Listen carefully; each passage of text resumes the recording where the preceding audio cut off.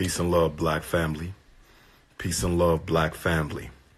This is the Prince of Pan-Africanism, Dr. Umar Johnson, King Kong Consciousness, International Ifa Tunde, the #1 orator alive, #1 Pan-Africanist of the century, #1 school psychologist in history. Brothers and sisters, I want to come to you tonight because something very wonderful, something very beautiful happened to me this evening. And I just want to share it with you as the entire Pan-African world mourns our brother, our African, Ethiopian, African-American brother Nipsey Hussle, as we all mourn brother Nipsey, okay? And we send condolences and blessings and energy of support to his family, to his queen, to his beautiful children, to his friends, to the entire Crenshaw family, the South LA family, the entire California family. Brothers and sisters, I kind of wanted to add a drop of positive energy in all of this. Let me first say that it is very important that we do not jump to conclusions. Let me first say that it is very important that we do not jump to conclusions. Yesterday afternoon rather, when I heard about the tragic loss of our brother, I had dropped a meme on my social network. And I asked a question. I said, does anyone know if Brother Nipsey had planned on investing into Dr. Sebi's products and taking them international? That was my question. That was my question, because I did not want to make the assumption that his death was due to a potential investment in Dr. Sebi's products, because we know going back to the year 2002, my Philadelphia sister, Lisa Left Eye Lopez, was down in Honduras and lost her life in an auto accident while she was visiting with Brother Sebi. And if information that has been given out is correct regarding her relationship with Dr. Sebi, she in fact was going to take his product line international. And until I see information to the contrary, I very much believe that her life was taken because of that fact. Taking Dr. Sebi's products international would have cost the pharmaceutical industry trillions of dollars. Pharmaceuticals is one of America's largest export industries. Pharmaceuticals is one of America's largest export industries. America makes more money off of selling pills for diseases that don't even exist and can't cure anything. It makes more money off these pills, these make-believe potions. More money is made off that by this country than almost anything else that it sells. Okay? So until I see evidence to the contrary, I will forever believe that our sister lost her life because she was going to help Dr. Sebi take his products international. So when I heard about Brother Nipsey's death, I said, if he was going to do that, that would have posed a significant risk and threat to the American pharmaceutical industry. But I only posed it as a question because I did not know. I understand many people rushed in and said that was in fact the reason why he died. I didn't rush in and say that. I heard a lot of people saying that Brother Nipsey was murdered for doing a documentary on Dr. Sebi. I never believed that for a minute. I never believed that for a minute. Not at all. And I'll tell you why. The white man is not afraid of documentaries. The white man is not afraid of documentaries. There's been documentaries on the CIA. There's been documentaries on the FBI. There's been documentaries on Donald Trump. There's been documentaries on the Bilderbergs. There's been documentaries on the Rothschilds. There've been documentaries on the Federal Reserve, the Illuminati. The world is filled with documentaries. Now, 100 years ago, a documentary may have gotten you killed. 100 years ago. Why? Because back then people were so serious about freedom. Back then, people were so serious about freedom that if you gave them a small piece of truth, they were guaranteed to act on it immediately. Let me say that again. Back then, 100 years ago, black, white, any color, people were so serious about freedom that if you give them a little piece of truth, they would automatically act on that little piece of truth. So back then, a documentary would have got you killed. Back then, a book would have got you killed. But in the 21st century, you're not likely to be killed for a documentary or making a book. Not at all. Because the white man understands something about black folks. And guess what he learned about black folks? The American power structure has learned that the more woke Negroes are, the less action they actually take. Let me repeat that. Let me repeat that. The white man has learned that the more woke American Negroes become, the less action you will take. He knows the woker you are, the more likely you're somewhere sitting on your ass watching YouTube videos. The more woke you are, the more time you spend on your distraction gadget known as a cell phone. Your distraction gadget known as a laptop. Your distraction gadget known as social network. He's not afraid of a documentary. No one's getting killed for a documentary. I promise you that. I promise you that. Okay? Was the documentary necessary? Yes, for us. Brother Nipsey's documentary on Dr. Sebi was necessary, critically important for us. We needed it for us. Shout out to Nick Cannon. Shout out to Nick Cannon. I'm glad that our brother Nick Cannon has decided to continue our brother Nipsey Hussle's plan and program and agenda to complete the Dr. Sebi documentary, because Dr. Sebi and his work is a very relevant piece in the contemporary history of African people. We cannot allow his story to be lost to time, because thousands of our ancestors' stories we will never know because they were not documented or recorded. And I thank Brother Nipsey's spirit for being pioneering enough, and for that brother to have enough foresight to know we have to document this elder appropriately. Shout out to Nick Cannon. Shout out to Nick Cannon. But the documentary would have been important for us. We need Dr. Sebi's documentary. You need it. I need it. FDMG needs Dr. Sebi's documentary. But the white power structure isn't killing any black person for making a documentary. So I knew that wasn't the reason. I knew that wasn't the reason. That's immediately why I asked the question, was he going to invest in Dr. Sebi's products?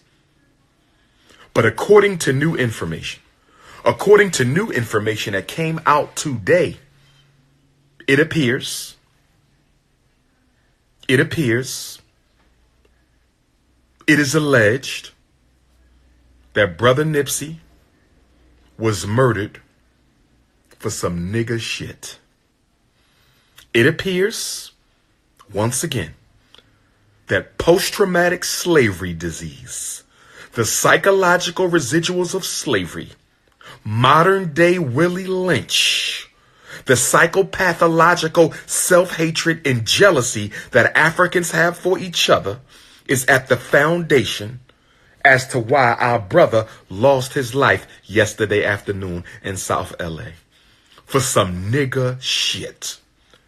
And according to what I'm being told, okay, a former associate was angered. Okay? I'm not going to deal with the snitching, because that's not it. That's not it. I don't believe he murdered him because he told him to stay away because he was a snitch. If, in fact, that were true. That's not why he lost his life. That's not why he lost his life. Okay? He lost his life because that brother, I feel, that brother believed that Nipsey Hussle owed him something. That's why he lost his life. See, being in this conscious work You meet people all the time.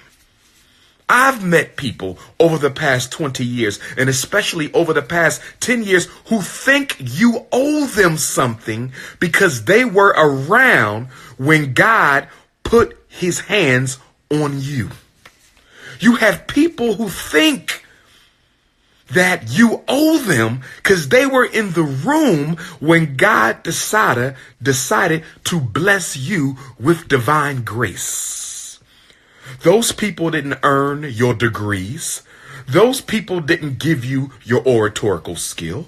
Those people didn't bring you into this world. Those people didn't give Nipsey Hussle the intelligence that brother has to work for his community. They probably never helped them with a single business, but because they were there, they feel obligated.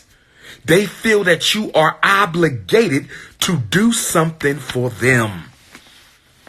That's why he lost his life. It was a how dare you moment. How dare you blow up, become a Grammy nominated hip hop artist, and not take me along for the ride when I was by your side. But being by your side does not obligate Brother Nipsey to do anything for you. The question isn't, were you around? That's not the question. See, we got to deal with this. We got to deal with this. Watching that video of that assassination disturbed me. Watching that video of that assassination disturbed me.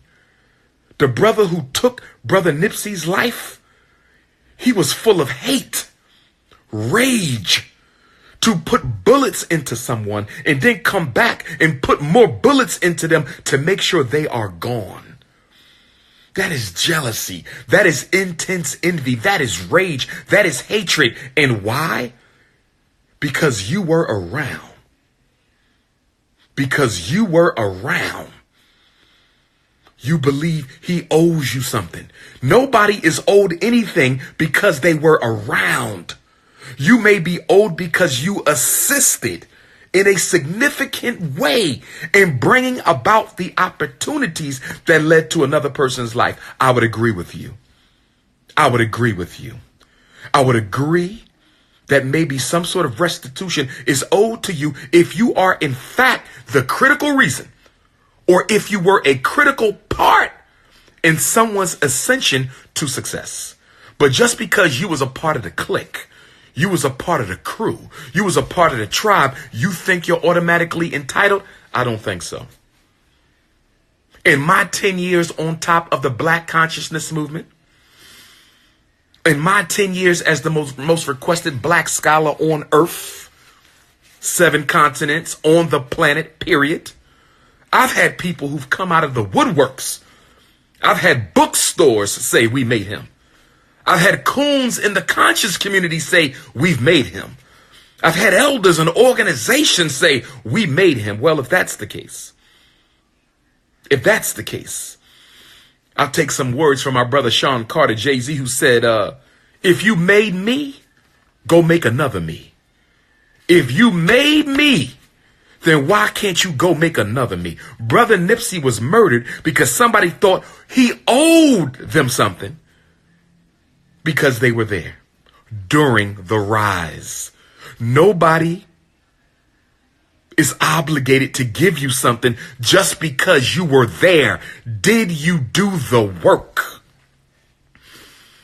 Did you do the work? What did you do to help him get to where he is? Too many people are saying they are owed because they were next to you. I was in the car. I went to school with you. We was in the same organization. Negro, what did you do to help me get to where I am? That brother died for jealousy and envy. That brother died for jealousy and envy. The same reason Malcolm passed, jealousy and envy. The same reason Tupac passed, jealousy and envy. Same reason Biggie passed, jealousy and envy. Patrice Lumumba, jealousy and envy. Thomas Sankara, jealousy and envy. Oh yes, Oh, yes. Am I saying the white man's hand was not in it? Of course. The white man loves black on black homicide. The white man loves when niggas fight. He loves it because it gives him an opportunity to complete his agenda at your expense. The white man loves to see prominent black folks at each other's neck so he can come in and exploit your differences for his own personal gain. Yes, the white man needed Patrice Lumumba dead, but it was a jealous coon who carried it out. Yes, they needed Malcolm X dead, but it was jealous coons who carried it out. Yes, they needed Dr. King dead, but it was jealous coons inside of Dr. King's camp that carried it out. Yes, they needed Thomas Sankara. Yes, they needed Amilcar Cabral dead, but it was jealous haters who carried it out. Yes, they needed Jesus Christ dead, but if it wasn't for Judas, if it wasn't for Judas, the government may have never realized their plan to assassinate the Christ. That's right. See, my first post yesterday, I said, Brother Nipsey was murdered by Judas. People said, what are you talking about, Ifa Tunde? What are you talking about, Dr. Umar? Why are you assuming it was one of us? Because I know us. Why would a white man hire a white man to go into the black community to kill a black man when there's so many other niggas ready and willing to do it for him? I'll ask the question again. Why would the white man hire a white man to go into a black community and murder a black man when there's so many black people who are willing to do it themselves? Why did you need to hire white folks to go into the Audubon ballroom to murder Malcolm when he already had enough Negroes who wanted to do it themselves? Why did they need to hire a white man to murder Sankara? Okay? When you already had enough Negroes who were willing to do it themselves. It is white supremacy plus Negro envy. It is white supremacy plus Negro envy. You can't get one without the other. We are always complicit. We are always complicit in the grand design of our oppressor. And I'm not going to rule out that the white man didn't have anything to do with this. I am not going to rule out that the white man had anything to do with this. He may have had something to do with this. Again, he exploits pre-existing tensions.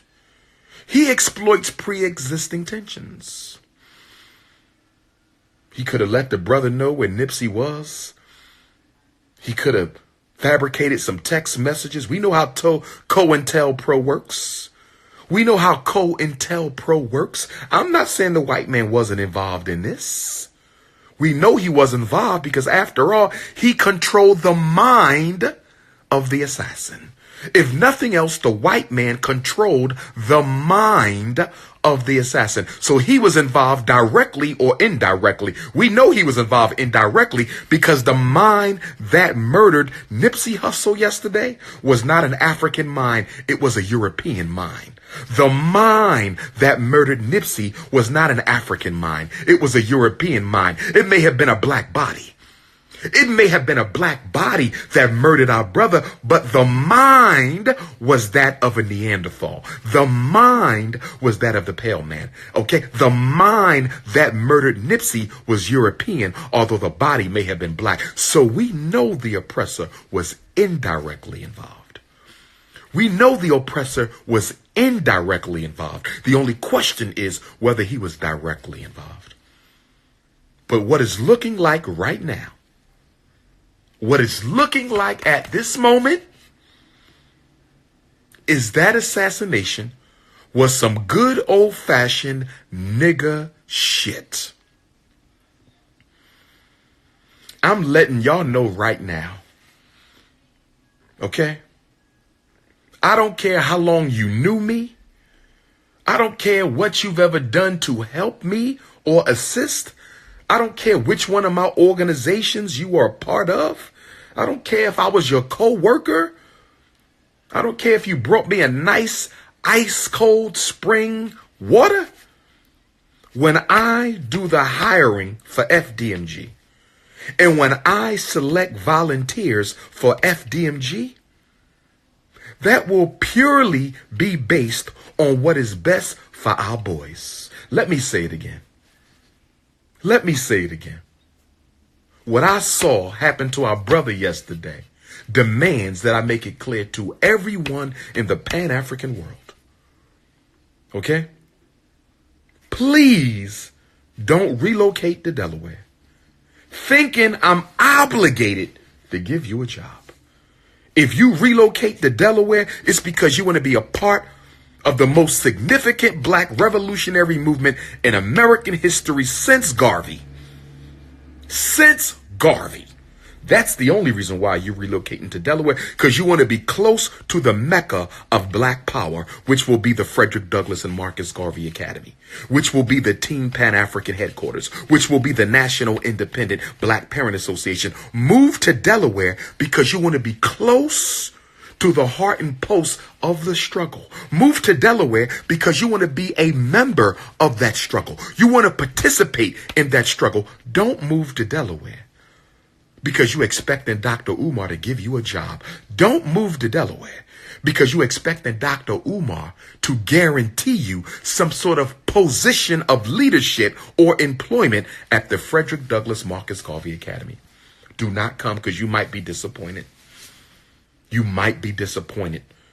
I have 2,500 resumes. 2,500 resumes. And I'm going to choose the best people for those positions. It could be somebody I know. It may be somebody I don't know. But I'm going through every resume and I'm choosing what's best for our boys. Don't come to me telling me I owe you a damn thing.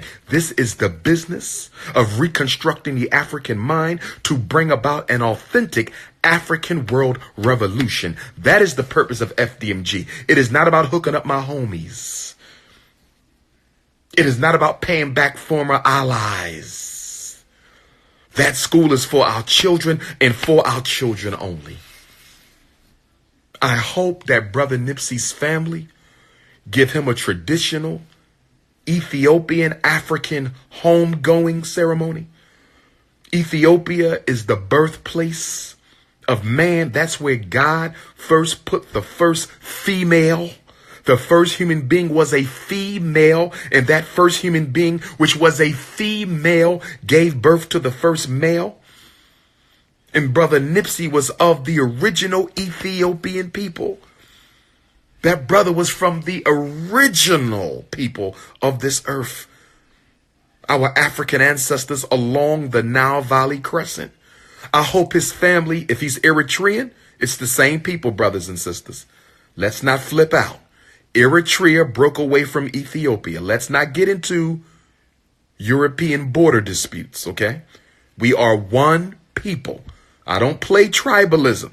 Eritrean, Ethiopian, but I do want to be clear. Our brother was Eritrean. Respect. Our brother was Eritrean. Okay? But if you've ever been to Ethiopia and Eritrea, you recognize that those are the same people. If you've ever been to Pakistan and India, you recognize that those are the same people. If you've ever been to Senegal and Gambia, you recognize that those are the same people. If you've ever been to South Africa and Lesotho, you know that those are the same people. Let's not play divide and conquer, separate and rule, because that's how our brother lost his life. That's how our brother lost his life. So I'm hoping, remember, there was an Ethiopia before there was an Eritrea. There was an Ethiopia before there was an Eritrea, okay? But I do respect the Eritrean people and the independence of the Eritrean government. And I hope that our brother gets a traditional Nile Valley homegoing ceremony, a traditional Eritrean homegoing ceremony. He deserves that. Give him an African burial with all the honors that should be bestowed upon a freedom fighter of the people, because that's what Brother Nipsey Hussle was. He was a freedom fighter for the people, and he should be buried with 4 Eritrean honors, 4 Ethiopian honors, 4 Pan-African honors, 4 Nile Valley culture honors. Let's send our brother home the right way. Let's send our brother home the right way with a beautiful, beautiful East African Eritrean homegoing ceremony. Now, with that being said, I wanted to lighten up everyone's day tonight by showing you a gift that I received in the mail from East Africa. Brother Nipsey's from East Africa, and it's so ironic that I went to the mailbox yesterday, but I finally opened it up tonight, and a brother who I never met, a brother from Tanzania, East Africa, who I never met, sent me this beautiful African statue made of mapingo wood. Brothers and sisters, look at this. Look at the artwork. Look at the detail. Look at this. A brother who I don't even know spent his own Tanzanian money to send Dr. Umar a custom-made statue of our ancestors, an ancestral tree. And for those of you who don't know, this is made out of mapingo wood. M-P-I-N-G-O, mapingo wood. Mapingo wood is one of the hardest, strongest woods in the world. It is one of the heaviest woods in the world. And if memory serves me correctly, it only grows in Tanzania. It only grows in Tanzania. This wood is so strong, brothers and sisters, you cannot drive a nail through it unless you first drill into it. You cannot screw into this wood unless you first drill into it. It is one of the blackest woods. It is one of the darkest woods. The mapingo tree is a symbol, as my brother Ibrahim taught me in the paper he sent me along with this beautiful gift. The mapingo tree is a symbol of African resistance, because you cannot break this wood. You cannot destroy this wood. And just like we are the children of Africa, we are unbreakable. We cannot be destroyed. You can beat this wood. You can slam this wood. You can try to burn this wood. You can try to hammer this wood, screw this wood, drill this wood, drill it. And guess what? The wood remains. This is the symbol of us, the mapingo. This statue weighs about 50 pounds. This statue weighs about 50 pounds, brothers and sisters. And I want to show this to you. I want to show you what a brother from Africa sent to Dr. Umar. I want you to see this beautiful piece of artwork that a brother I never met sent. And he said he sent it because he appreciates what I'm doing for the struggle. He said, I'm going to give you this gift, Dr. Umar, because I see what you're doing for our children and for our people. And I'm showing y'all this because at a time where the community is grieving the loss of our brother Nipsey Hussle, at a time where the community is grieving the loss of our brother Nipsey Hussle, I need you to know that there are Africans around the world. There are Africans around the world who do operate on positivity, who do operate on collectivity, who do operate on unity, who do operate on oneness, who do operate in a Pan-African mindset. I'm going to offer this to my ancestors tonight. This is going on the ancestral altar tonight. This is being given to my ancestor tonight. Okay, private ceremony, just me and the ancestors. But I want to thank my brother Ibrahim. He paid a lot of money to ship this. And I don't know if he carved this by his own hands or if he purchased it. But mapingo is also one of the most expensive woods in the world. Mapingo is also one of the most expensive woods in the world. This is one of the most expensive woods in the world. And that brother spent his own money to get this shipped all the way from East Africa, Tanzania, to your brother, Dr. Umar Johnson. Don't tell me Africans on the continent don't care about us. Don't tell me Africans on the continent don't want to unite with us. Don't tell me Africans on the continent have turned their backs. Of course you have some coons on the continent. You got coons in America. You got coons in the conscious community. We got coons all over the world. Wherever there's Africans, there's coons. But this right here was one of the most beautiful gifts I've ever received.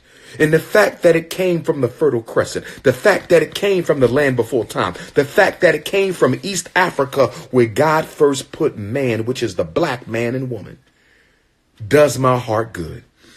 On the day that we mourn our brother Nipsey Hussle, I can also smile and say the promise of Pan-Africanism is still here. I can also smile and say the promise of Pan-Africanism is still here, brothers and sisters. I'm offering this to the ancestors tonight. A piece of East Africa on my shrine.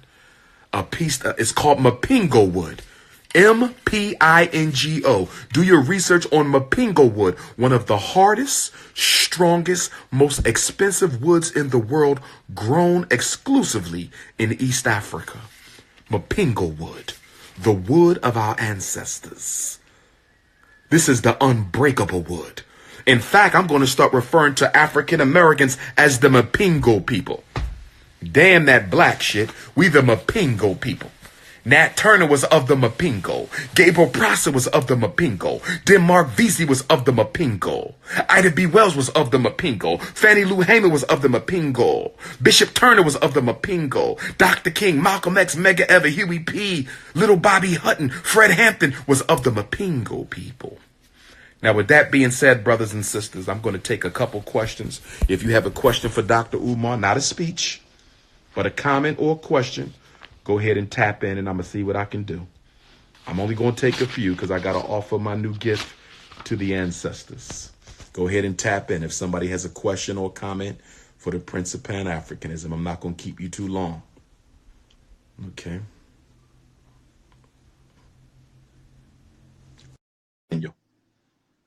Rashad McDaniel was unable to join.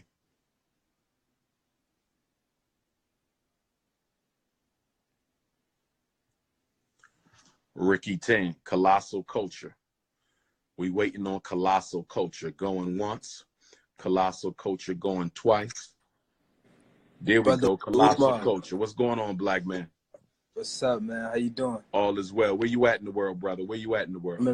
I'm in Richmond, VA, man. I really want you to come out here too, man. Richmond, VA. I will be in. Yes, I need to get out to Richmond. I ain't been to Richmond in about 3 years, my brother. So I need to get back to Richmond. Yeah, I definitely. Now, the closest I will be to you, just to let you know, I will be at Prince George's County Community College in Maryland, Largo, Maryland, on Thursday, May the 2nd. Okay. Thursday, May the 2nd. But we're going to do something in Richmond, so you make sure you take my number. Do you have my cell number? Oh, no, I don't. You got a pen on you? Let me get one real quick. I'm at work, so it should be a pen somewhere. Okay. Yeah. All right, I'm ready for you. 215. Okay. 989. 989. 9858. 9858. Okay. All right. So if you know of a place in Richmond that can seat about 500 people, let me know so I can look into that, because I need to get back to Gabriel Prosser City. I got to get on back to Gabriel Prosser City.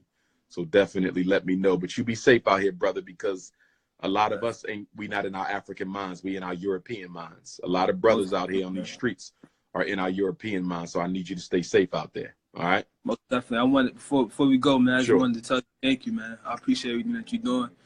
I'm watching your videos for a couple of years now. You helped me pick up books and just figure more about myself. So I appreciate it, man. Appreciate you, brother. I appreciate you. You ain't dating no white girls, are you? All right. Nah. All right. Never. All right. That's what I'm talking about. Never. Follow me. You'll see. You'll see. Hey, black man for black woman. That's the only way we doing it. That's the only way we doing That's it. a fact. Get in touch with me, brother. Keep this live up so I can post this. Yes, sir. Yes, sir. Got you. All right. All right, brother. Thank you. Be safe, man. Richmond, Virginia. Okay, let's see who else we got.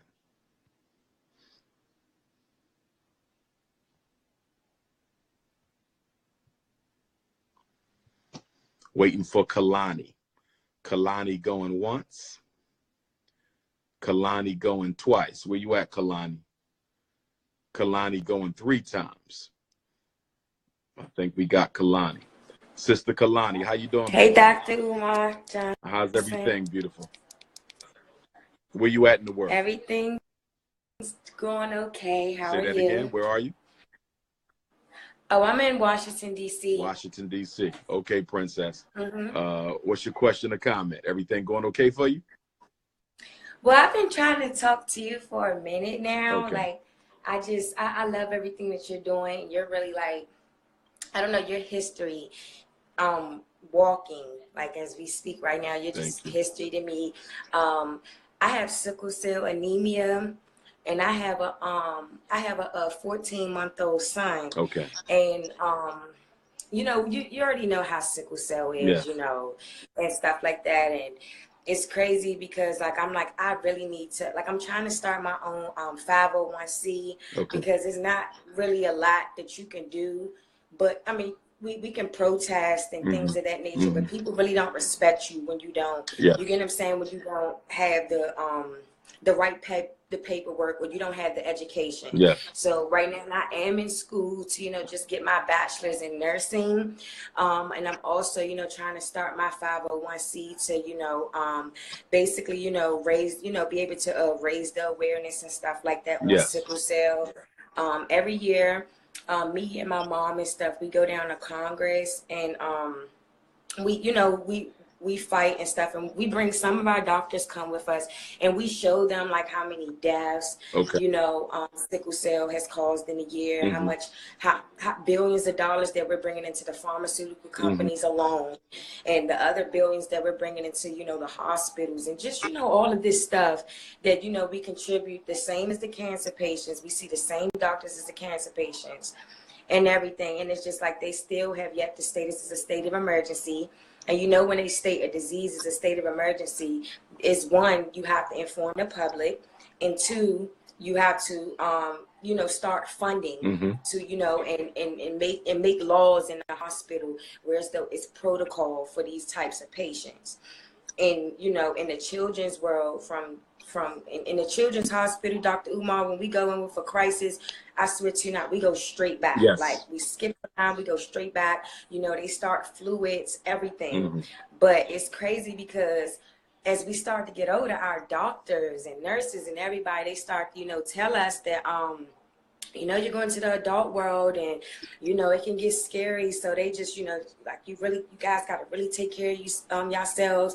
You know, it's not going to be the same in the adult world. Like, these are health professionals, like my doctor that I've been with for like 10 years, just telling me, like, you know, Kalani, you know, make sure, you know, you take this medicine, and make sure you do this. Make sure, you know, let me jump in on you. 3 things that come to mind.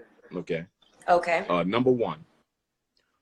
You may want to have a consult with Dr. Sabi's wife in Brooklyn. She has a store in Brooklyn. Okay. And they have proven to eliminate sickle cell, to reverse it.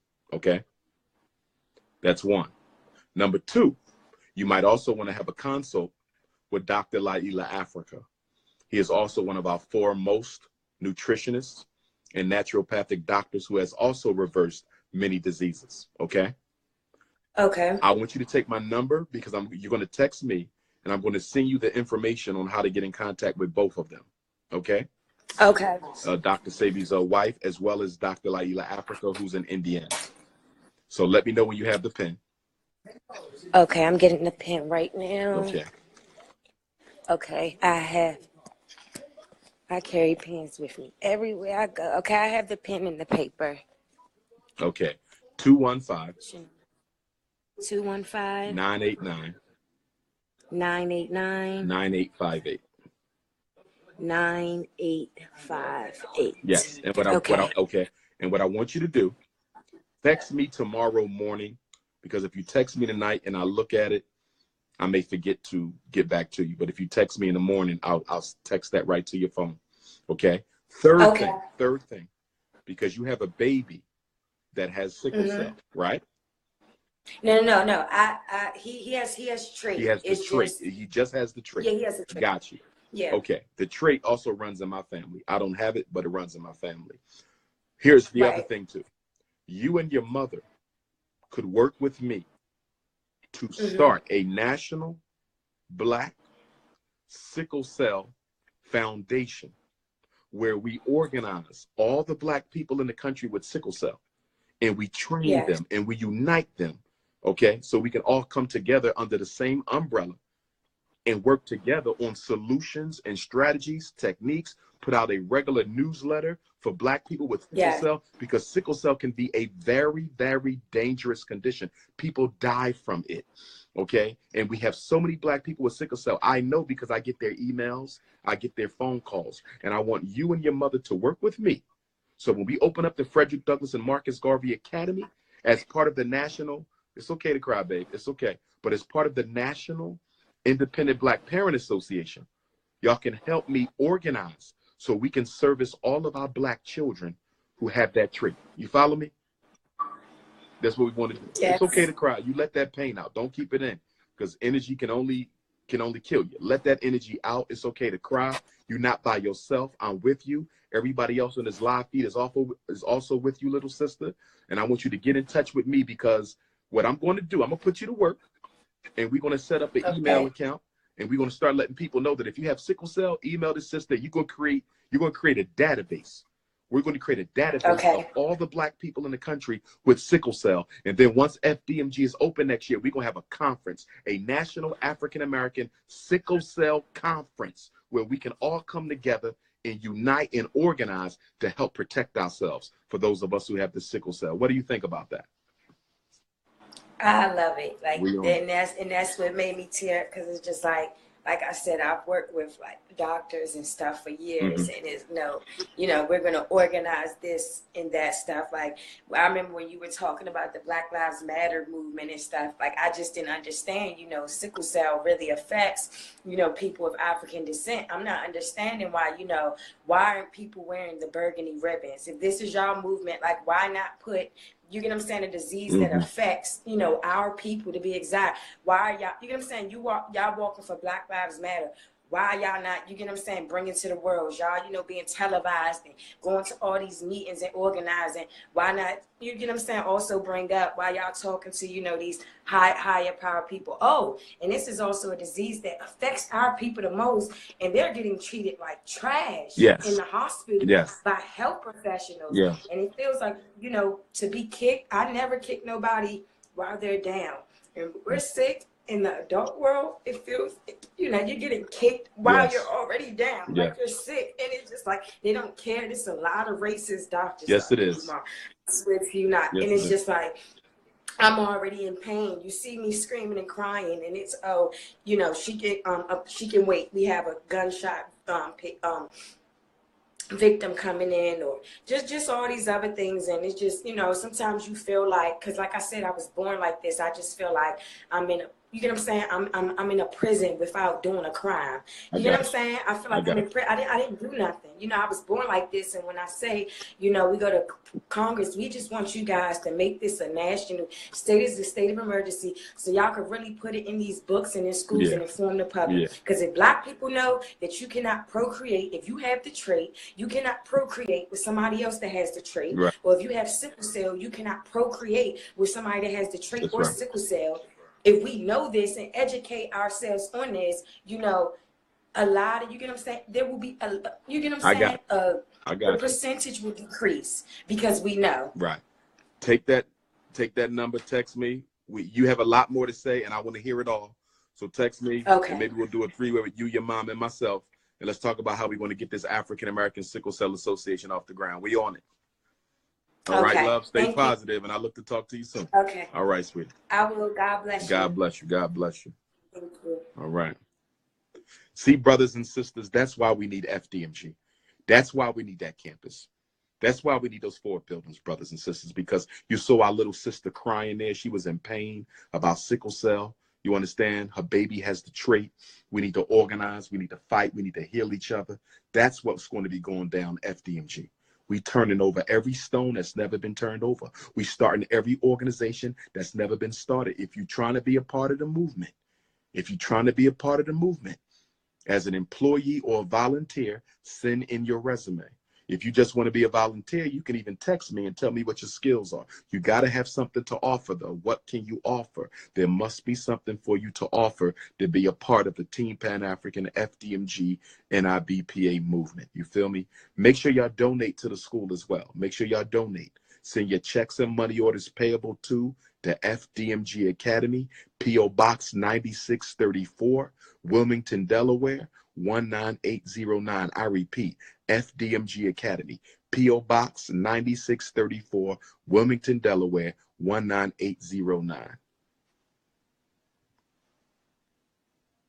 All right.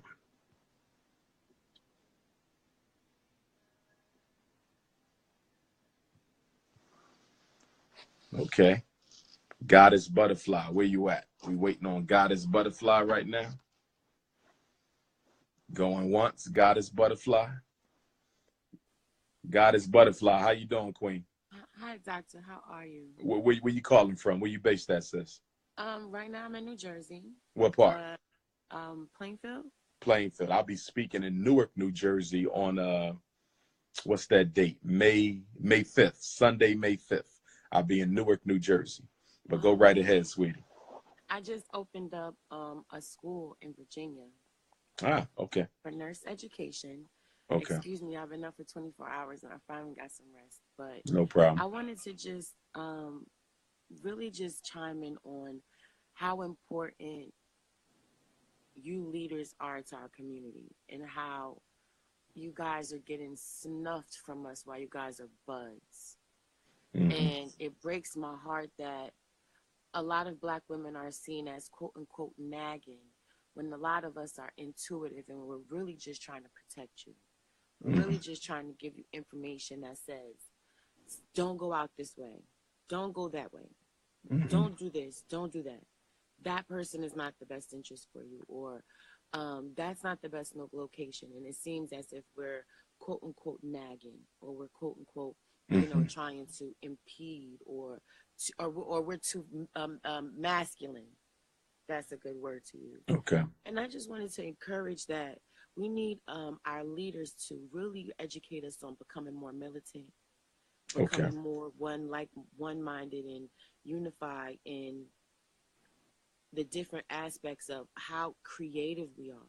There's so many of us that are doing so many beautiful things. We're getting back in touch with holistic thinking, holistic eating, getting the mucus out of our bodies, understanding and opening up our pineal glands. Like, so many of us are reconnecting with what's been inside of us this entire time. So I wanted to just, congratulate you on being a martyr for making sure that your school goes up, because I've been a supporter since you initially mentioned it. Thank you. I've always wanted to get in contact with you in regards of really opening up the nurse education aspect of it. I heard my son just celebrated his 19th birthday. Happy birthday. Thank you. I'm so proud of such a great man. And, you know, he was like, Mom, why all of the girls just want to go to nursing? You know, some kids were making fun of it. And I'm like, well, if you ever hear that, you stop it. And I'm going to explain to you why. At one point in time, if we didn't nurse you back to health, you die. That's right. At one point in time, we the ones who were able to heal your wounds, who were giving you breast milk in order to consume anything. At one point in time, if we did not heal you, you die. That's right. It is something that is genetically, spiritually, and naturally attached to us. That's right. I really would love to, I took your number down, and I would really love to, you know, give the operation. Right now we're doing med techs and PCAs. We're expanding to CNAs by this fall. And then I'm going to expand into an LPN program. I really want the nursing field, unfortunately, I don't want to sound prejudice, but it's very, very flooded with foreign individuals, and it's as if the American is not as good. And that is the least of true. And I really want to encourage so many people who would like to become and increase their knowledge in healing. It's not just about physical chemicals. It's so much more. And I really wanted to just reach out just to really ask that you guys start to implement codes of discipline to get us more unified. We got to protect you guys. Because they're taking you guys from us before you are even really able to make a staple. And my heart is breaking for Nipsey Hussle and his family. My heart is breaking for the other Black Lives Matter young lady that was found dead. Yes. And the mother who lost her son by a hanging, so-called suicide. Yes. They're killing us right in our faces. And because we are so consumed with self-hate, we believe at first sight that is us. That's we true. Automatically believe that is us. And I'm tired of that narrative. It's infiltrated. And it is. Of course, all kinfolk, all skinfolk and kinfolk. That's but right. I believe that there are a number of us growing. The generation behind us are listening. They are seeing that we need to really unite. That we're at war and people don't want to hear it. Yeah, it's cool to shuck jive, have fun, because if you don't laugh, you gotta cry. If you don't cry, you don't laugh. Sometimes you gotta laugh from crying. But then there's times to be actually ready, prepared, to actually be educated, to know how to stock up, to know how to heal a family member without the chemicals. Know that they are really killing us through every educational. I broke my heart when I really found out that everything I learned was a lie growing up in school. All of these founders that in Virginia are still monuments, and I'm like, but that's not reality. And it really broke my heart. So I really want to encourage you to make sure that you have individuals around you that are going to protect you. Make sure that you start to speak to other young people who are growing that want to influence, and make sure that they know to have the system that's going to protect them. And make sure that we understand that we really got to protect you guys. Imagine if Pac was still alive. Imagine if Martin and Malcolm was still alive. Imagine where our growth would be. So now that we know that they're gone, we have to really step up and say, you're not going to take them from us anymore. Yes, indeed. Yes, indeed. Yes, indeed. Out here trying to really grow and make sure that our community understand wealth, understand land. That's understand how we eat, understanding exercise, understanding energy flow. It's already in us. It's innate. And a lot of us don't understand it. I never understood why I had so much anxiety. But growing, I'm realizing it was just an empathic thing. That's right. It was an empath thing that I was born with that a lot of us don't know. Gotcha. We're so intuitive. So I just wanted to thank you for doing what you're doing. I've been a supporter for many years now. Thank you, sister. And you got that number. Make sure you get with me so we can see how we can link it all up. I would love to. You will hear from me. The school is called Empathic Health Learning Services out of Richmond, Virginia. We're budding. We're growing. And at this point, I'm just mentoring the young ladies in school. I'm doing the public speaking, letting them know that your body is your temple. That's right. And there are predators that are very real. And it's very important that we decide to hold our bodies so that our spiritual elevates. And I'm with you, Queen. Got you. Encouraging so many just to understand how important that how we're connected beyond our understanding to the source. Got you. Really get in tune. And we want make sure you reach out, babe. Make sure you reach out so we can link up. Thank you. All right, love. Thank you for that call. Appreciate you. Have a good night. All right now. All right, strong sister. Just to let you guys know, Dr. Umar Johnson will be speaking this Saturday, April the 6th, in Buffalo, New York. St. Luke AME Zion Church this Saturday, Buffalo, New York. Come through. It's going to be crazy. We're going to deal with school to prison pipeline. We're going to deal with Pan-Africanism. We're going to deal with white supremacy. We're going to touch on self-hate. We're going to honor our brother Nipsey, black male-female relationships, the political economy. We're going to deal with unity. We're going to deal with vaccinations. We're going to deal with police genocide. We're going to deal with Pan-Africanism. This Saturday, Buffalo, New York, 4 o'clock, St. Luke AME Zion. And then the very next day, Sunday, April 7th, I will be in Syracuse, New York. Syracuse, New York, Sunday, April the 7th, okay, at the People's AME Zion Church on South Salina Street. And that's at 4 o'clock, okay? Back to back this weekend, Buffalo and Syracuse, all children free, all elders free. Everyone else get your tickets, drumarjohnson.com, drumarjohnson.com. Cleveland, Ohio, Cleveland, Ohio, Cleveland, Ohio.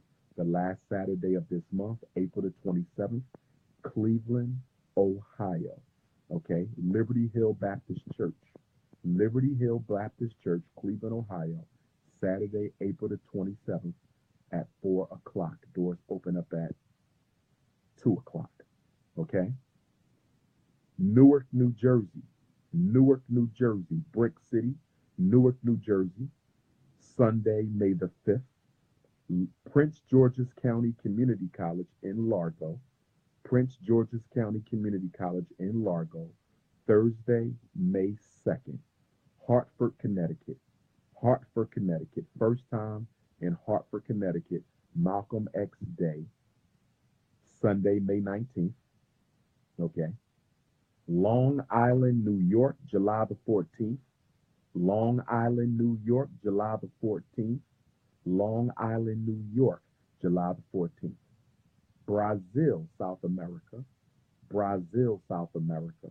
The Prince of Pan-Africanism will be in Brazil in November. I will be in the Bahamas in November. I will be in Angola probably next month in May. And of course, we have the Africa group trip to Ghana. We'll be in Ghana from July 25th to August the 4th. July 25th to August the 4th. If you're interested in going to Ghana, all you have to do is text me, okay? And I will give you the information that you need to contact Sister Sharifa so you can be registered. It's the Quadricentennial, 400 years is going down. Nashville, Tennessee. Nashville, Tennessee. Nashville, Tennessee. Sunday, June 23rd, Meharry College. Nashville, Tennessee. Sunday, June 23rd, Meharry College. Jacksonville, Florida, and Orlando, Florida. Jacksonville, Florida, and Orlando, Florida. Jacksonville, Florida, and Orlando, Florida. Back to back, August the 30th and August the 31st. August the 30th and August the 31st. Jacksonville, Florida, Orlando, Florida, back to back. San Francisco, Los Angeles, San Diego, Triple Threat Tour coming up. Oklahoma City and Tulsa, Oklahoma. Oklahoma City and Tulsa, Oklahoma coming up real soon. Macon, Georgia. Macon, Georgia. First time in town. Macon, Georgia. June the 6th. And we're going to try to do Savannah, okay, or Columbus, Georgia. Savannah or Columbus, Georgia. We're going to try to do that right after Macon on June the 7th. I'm trying to hit as many cities as I can this year because this is the last stand. This is Ifa Tunde's last stand because 2020 is FDMG. I won't be able to travel no more. 2020 is FDMG. I won't be able to travel no more. Let me take a few more questions. Who up next? Who up next? Nashville, Tennessee.